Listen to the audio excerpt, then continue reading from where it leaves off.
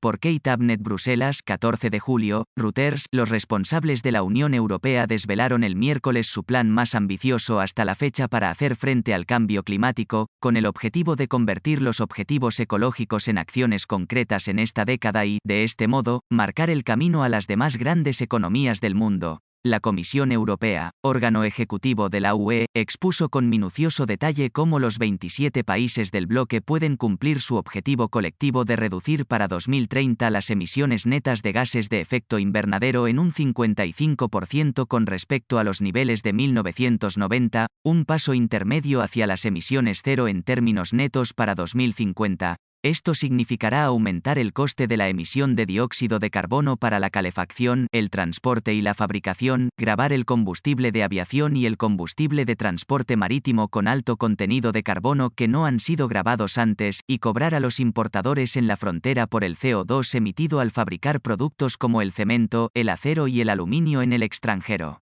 El motor de combustión interna pasará a la historia. Sí, es difícil, dijo el jefe de la política climática de la UE, Frans Timmermans, en una conferencia de prensa.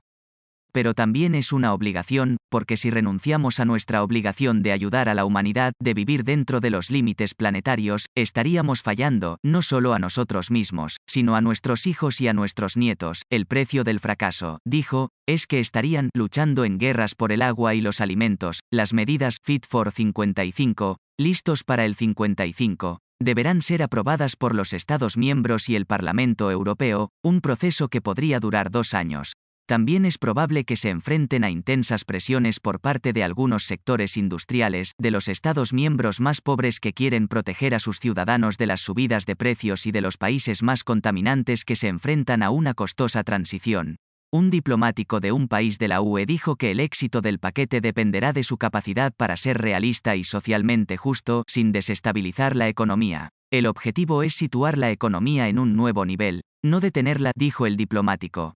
Atención a Glasgow. La UE solo produce el 8% de las emisiones mundiales, pero espera que su ejemplo suscite una acción ambiciosa por parte de las demás grandes economías del mundo cuando se reúnan en noviembre en Glasgow para la próxima conferencia de la ONU sobre el clima. Europa fue el primer continente que declaró su ambición de ser neutral desde el punto de vista climático en 2050, y ahora somos los primeros en poner una hoja de ruta concreta sobre la mesa, dijo la presidenta de la Comisión Europea, Ursula von der Leyen. El paquete llega días después de que California sufriera una de las temperaturas más altas registradas en el planeta, sumándose a las brutales olas de calor que han afectado a Rusia, el norte de Europa y Canadá. Mientras el cambio climático se hace sentir desde los trópicos azotados por tifones hasta los incendios en zonas de matorrales de Australia, Bruselas propuso una docena de iniciativas para atacar la mayoría de las grandes fuentes de emisiones de combustibles fósiles que lo provocan, incluidas las centrales eléctricas, las fábricas, los coches, los aviones y los sistemas de calefacción de los edificios.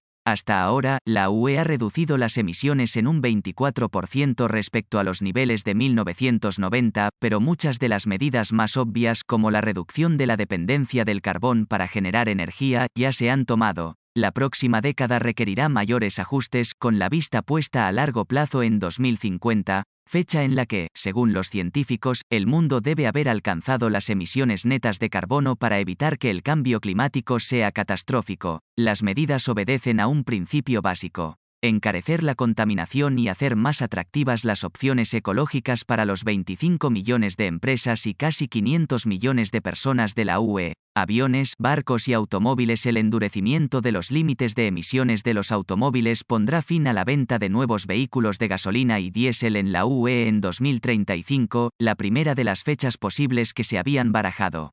Una revisión del sistema de comercio de emisiones de la UE, ETS, por sus siglas en inglés, el mayor mercado de emisiones de carbono del mundo, obligará a las fábricas, centrales eléctricas y compañías aéreas a pagar más cuando emitan CO2. También se incorporarán los buques al ETS, lo que obligará a los armadores a pagar por su contaminación por primera vez. Un nuevo mercado de carbono de la UE impondrá costes de CO2 a los sectores del transporte y la construcción, y parte de los ingresos se destinarán a un fondo para reducir las facturas de combustible de los hogares con bajos ingresos. La Comisión también dio a conocer su plan para la primera tarifa fronteriza sobre el carbono, que exigirá a los fabricantes del extranjero que paguen por el CO2 que han producido cuando vendan productos como el acero y el cemento en la UE. Por otra parte, habrá una revisión fiscal que impondrá un impuesto en toda la UE a los combustibles de aviación contaminantes que actualmente eluden estos gravámenes. Los Estados miembros de la UE también tendrán que aumentar los bosques y praderas, que son los sumideros de carbono que mantienen el dióxido de carbono fuera de la atmósfera. Para algunos países de la UE, el paquete es una oportunidad de consolidar el liderazgo mundial de la UE en la lucha contra el cambio climático y de estar a la vanguardia de las naciones que desarrollan las tecnologías necesarias. El ministro danés de Clima y Energía, Dan Jorgensen, dijo que el paquete indicaría al resto del mundo que es posible fijar objetivos ambiciosos e introducir las medidas concretas necesarias para alcanzarlos. Sin embargo, los planes han puesto de manifiesto unas divisiones ya conocidas. Los Estados miembros más pobres recelan de unas políticas que aumentarán los costes para el consumidor, mientras que las regiones que dependen de las centrales eléctricas y las minas de carbón quieren garantías de más apoyo para una transformación que provocará dislocaciones y requerirá una reconversión laboral masiva. Reporte de Kate Abnett. Edición de Kevin Leafy y Bárbara Lewis, traducido por Tomás Cobos.